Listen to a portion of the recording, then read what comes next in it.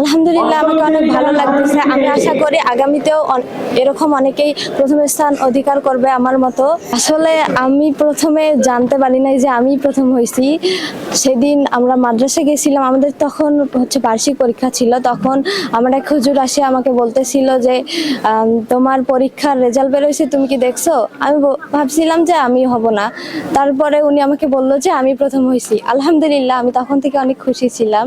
এখনো আলহামদুলিল্লাহ ভালো লাগতেছে। এই লম্বা সময় ধরে এই কিশোর কণ্ঠ আমরা চালু করে এসেছি। অ্যারাউন্ড 45 বছরের মতো সময় হচ্ছে কিশোর কণ্ঠ আমরা কন্টিনিউ করে যাচ্ছি। এই কিশোর কণ্ঠ হচ্ছে বাংলাদেশের মধ্যে সবচেয়ে বেশি সার্কুলেশন হয় এমন একটি পত্রিকা। এই কিশোর পত্রিকা যতগুলো বিক্রি হয়, এতগুলো পত্রিকা বাংলাদেশে কখনোই বিক্রি হয় না, তৈরি হয় না, প্রিন্ট হয় না। আমরা চেষ্টা করে যাচ্ছি যে আমরা একটি প্রজন্ম তৈরি করতে চাই, যে প্রজন্মের ভিত্তি হবে ন্যায় এবং ইনসাফ, যে প্রজন্মের প্রত্যেকটি মানুষ হবে সৎ, দক্ষ এবং দেশপ্রেমিক। আমরা কিছু অলরাউন্ডার তৈরি করতে চাই বাংলাদেশের জন্য। কেমন অলরাউন্ডার? যারা একাধারে হবে ভালো ছাত্র, ক্লাসের সবচেয়ে ভালো বন্ধু, আব্বা আম্মা সবচেয়ে ভালো সন্তান, সবচেয়ে ভালো মেধাবী, ভালো বিতর্কী, ভালো গবেষক, ভালো চিন্তাবিদ, ভালো খেলোয়াড়, ভালো বক্তা। অর্থাৎ একজন মা তার সন্তানকে নিয়ে গর্ব করতে পারবে, আমার সন্তান যেমন করে পরীক্ষার খাতায় 190 মার্ক ক্যারি করতে পারে, আমার সন্তান যখন মঞ্চে দাঁড়িয়ে যায় তার বক্তব্য প্রত্যেকটা মানুষ মনোযোগ দিয়ে শোনে।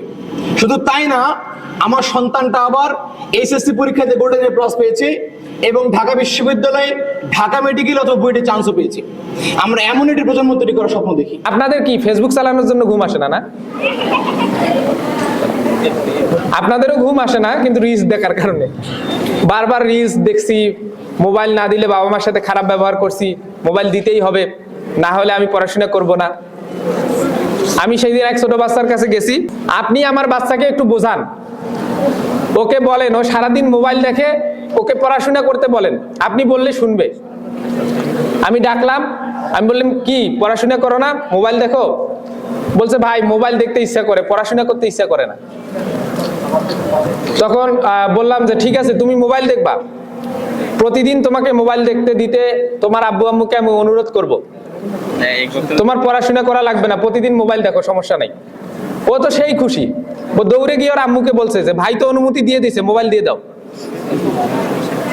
ওর আম্মু এসে বলছে যে আপনি কি অনুমতি দিলেন এটা? ও তো মোবাইল চায় সবসময়, আপনি আরো অনুমতি দিলেন যে মোবাইল দিয়ে দেন। আমি বলছি মোবাইল দিয়ে দেন, সমস্যা নাই, কিন্তু ওর প্রতিদিন শর্ত যে আপনারা রাতে ওকে একটা পড়াশোনা দিবেন, যে কালকের দিনটা এই বাংলার একটু এই কয়েক পৃষ্ঠা পড়বে, ইংলিশের এই কয়েক পৃষ্ঠা পড়বে, এই কয়েকটা অঙ্ক করবে, এইটুক পড়াশোনা করে এইটুক শেষ করে আপনারা পড়া নিবেন, তারপর মোবাইলটা দিবেন।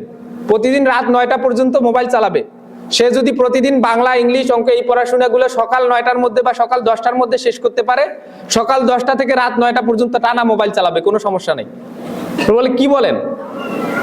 আমি কানে কানে বললাম পড়া একটু বেশি দিবেন যাতে রাত হয়ে যায় পড়তে পড়তে। ওরা বলতেছে ভাই এরকম করলে নাকি ক্ষতি হয়। আমি বলছি পড়া দিয়ে দেখেন না। ও তখন মোবাইল নেয়ার জন্য বলবে যে আমার পড়া শেষ করতে হবে, তখন পড়া শেষ করে মোবাইলটা নেয়ার জন্য হলো পড়াটা শেষ করবে। পড়াটা শেষ করতে করতে নিজেও বুঝতে পারবে না যে কোন লেভেলে পৌঁছায় গেছে এবং কত তাদের বন্ধুদের থেকে কত আগায় গেছে। আমাদের ছোট ভাই বোনরা মোবাইল দেখে, সমস্যা নাই, মোবাইল দেখলে কোনো সমস্যা নাই, কিন্তু আমার পড়াটা আগে কমপ্লিট করতে হবে। পড়াটা কমপ্লিট করতে হবে কিনা, তাহলে দেখবা যে তোমরা আল মাহমুদ, ফররুখ আহমেদ, কাজী নজরুল ইসলাম এদের মতো একদম দেশ, জাতি সবার থেকে শ্রেষ্ঠ হতে পারবা।